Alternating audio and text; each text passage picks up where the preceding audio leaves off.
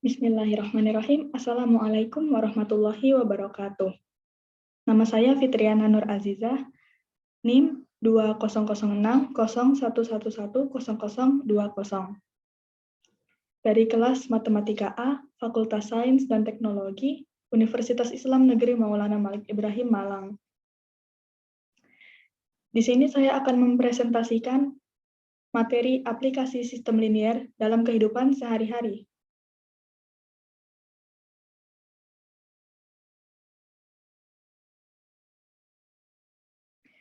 Aplikasi sistem linier dalam kehidupan sehari-hari.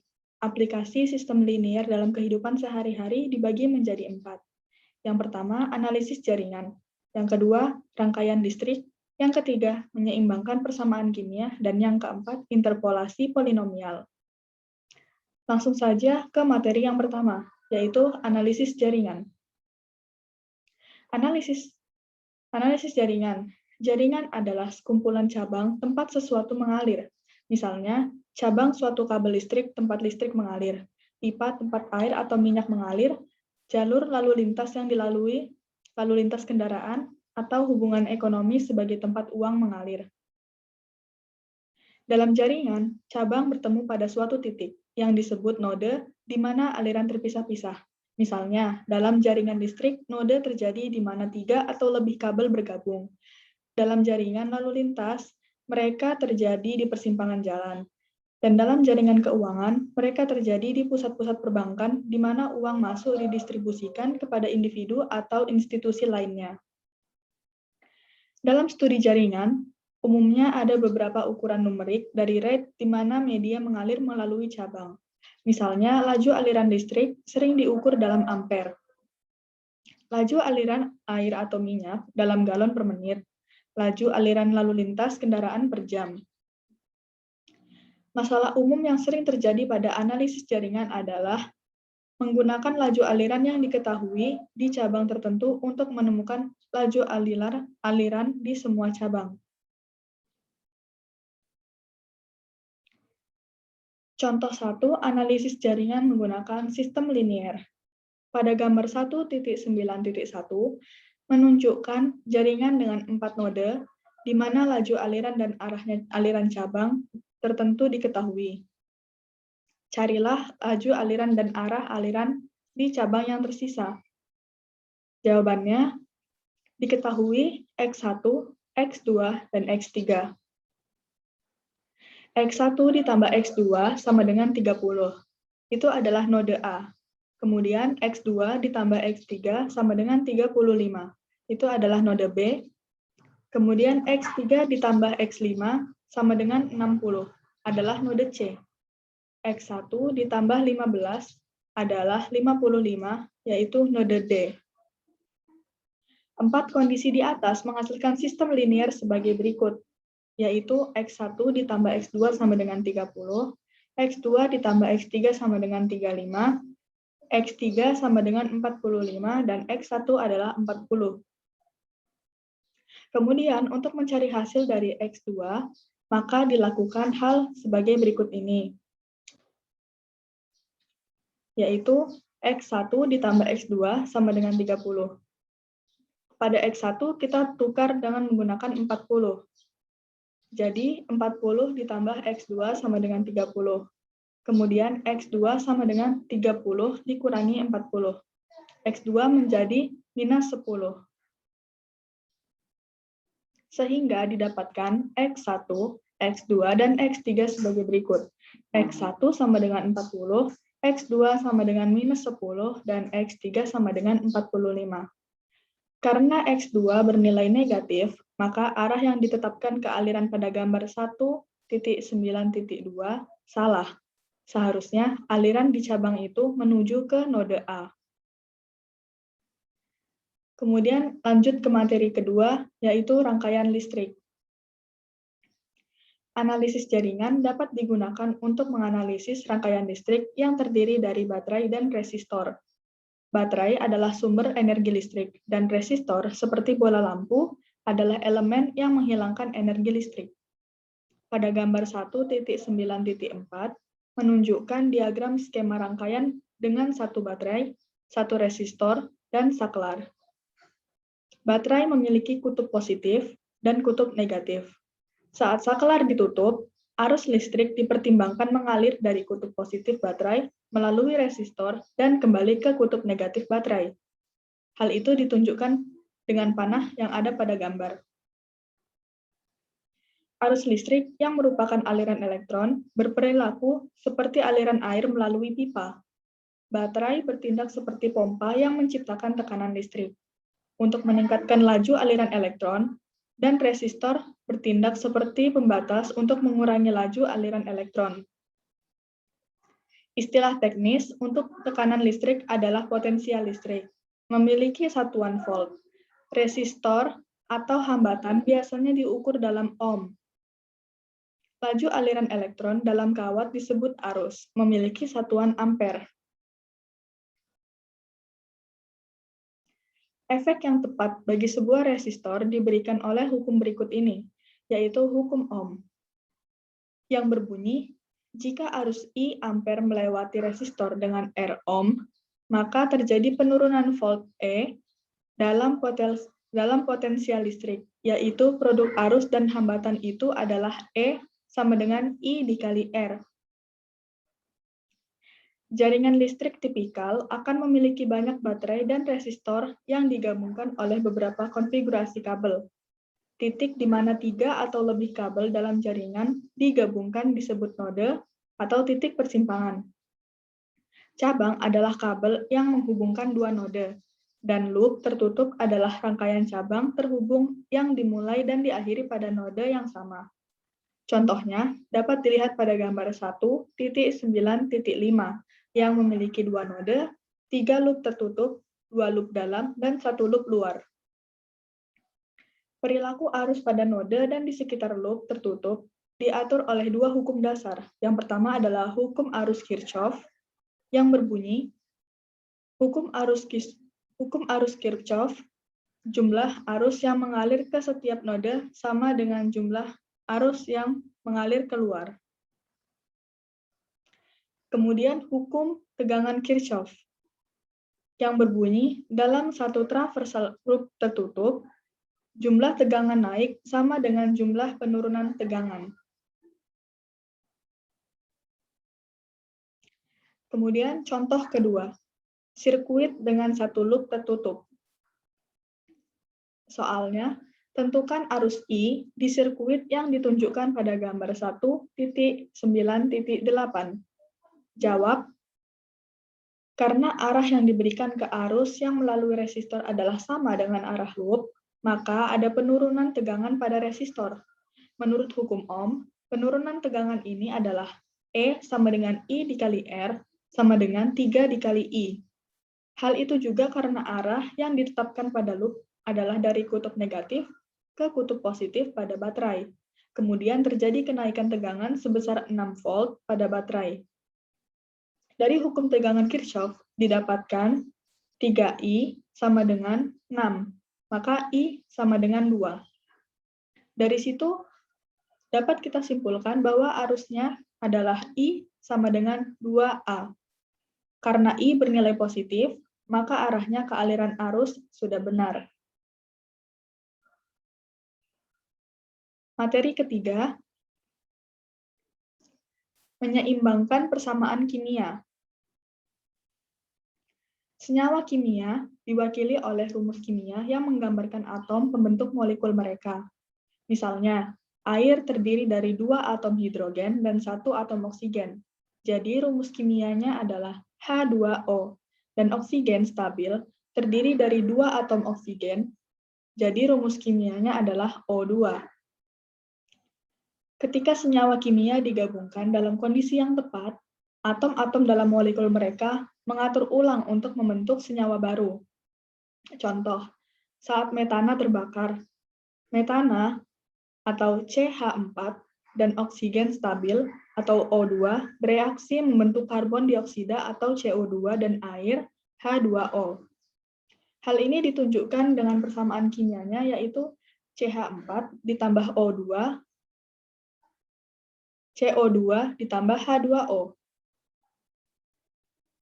Molekul di sebelah kiri di sebelah kiri panah disebut sebagai reaktan, dan yang ada di sebelah kanan adalah produk. Suatu persamaan kimia dikatakan seimbang jika jumlah setiap jenis atom dalam reaksinya sama di setiap sisi panahnya. Contoh, CH4 ditambah 2O2 menjadi CO2 ditambah 2H2O.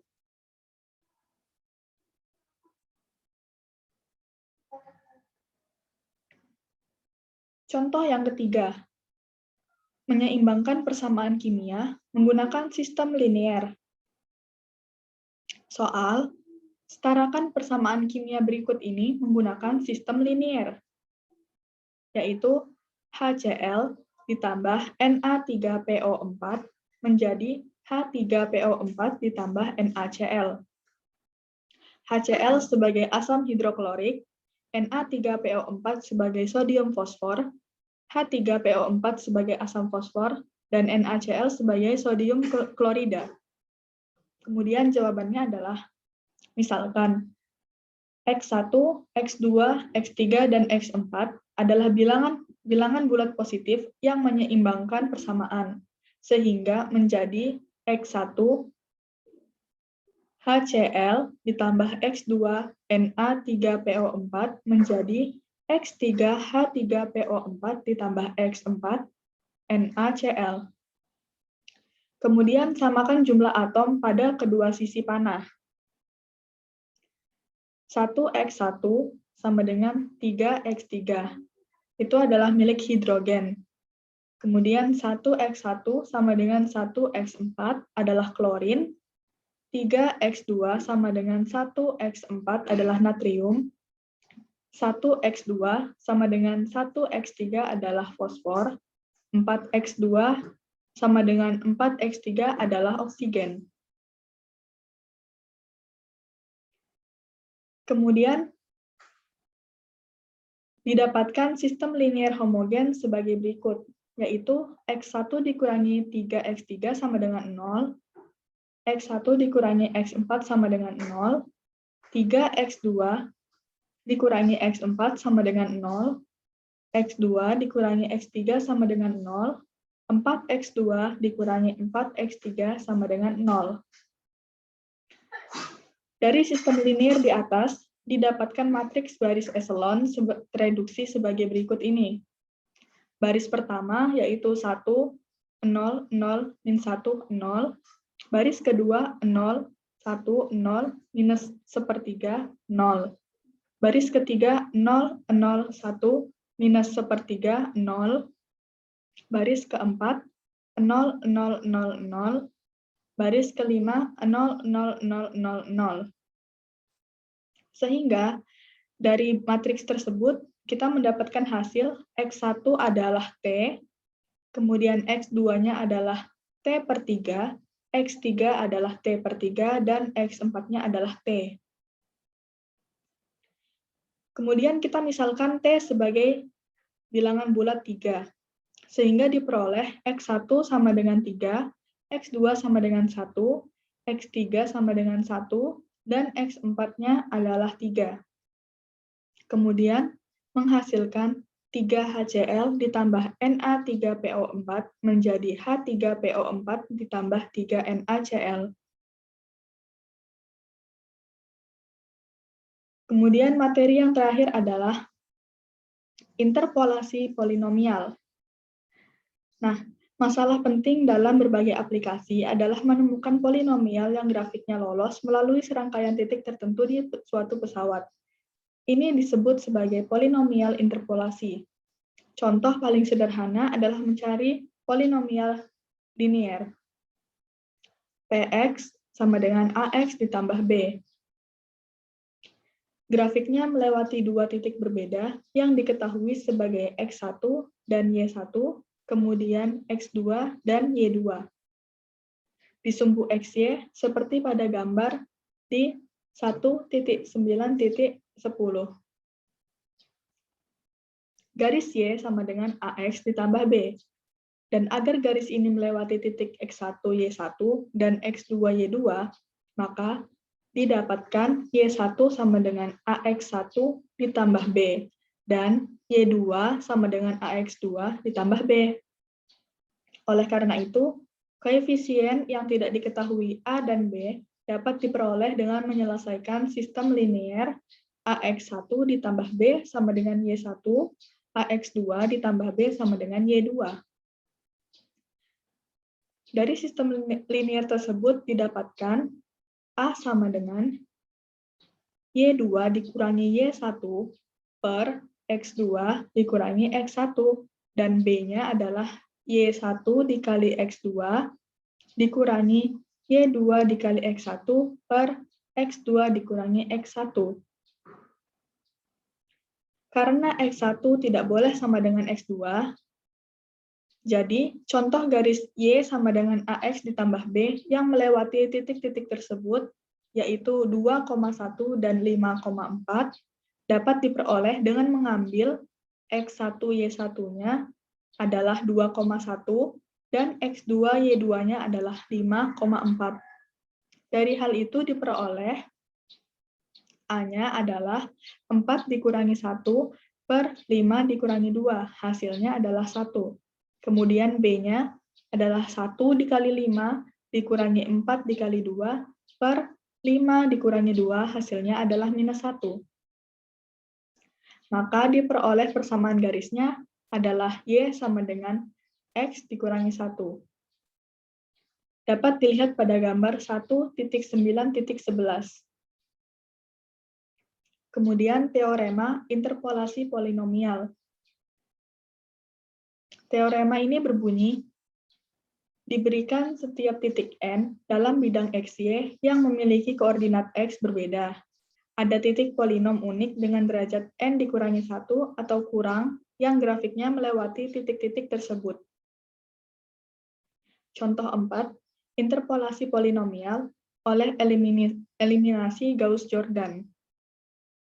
Soalnya, temukan polinomial kubik yang grafiknya melewati titik-titik 1,3, 2, min 2, 3, minus 5, dan 4,0.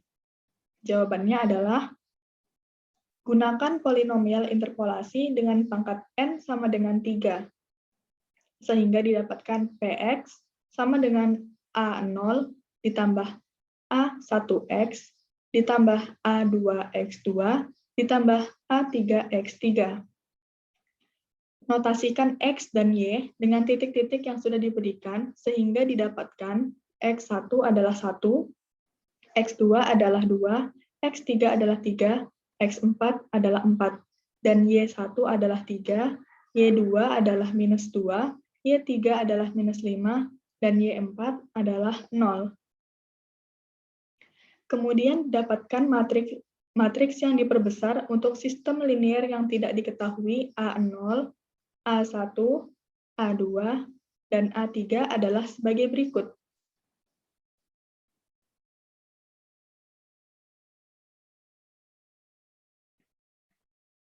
Baris pertama, 1, X1, X1 kuadrat, X1 pangkat 3, kemudian Y1. Baris kedua, 1, X2, X2 pangkat 2, X2 pangkat 3, dan Y2. Baris ketiga, 1, X3, X3 pangkat 2, X3 pangkat 3, dan Y3. Baris keempat, 1, X4, X4 pangkat 2, X4 pangkat 3, dan Y4.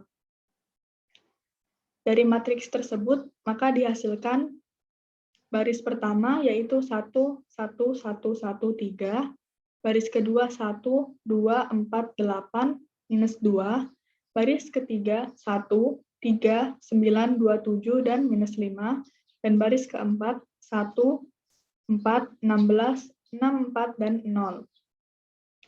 Dari matriks di atas, diperoleh bentuk eselon baris tereduksi dari matriks adalah 1, 0, 0, 0, 0, 4, baris kedua 0, 1, 0, 0, 3, baris ketiga 0, 0, 1, 0, minus 5, dan baris keempat 0, 0, 0, 1, 1. Dari situ, maka didapatkan A sama dengan A0 sama dengan 4, A1 sama dengan 3, A2 sama dengan minus 5, A3 sama dengan 1.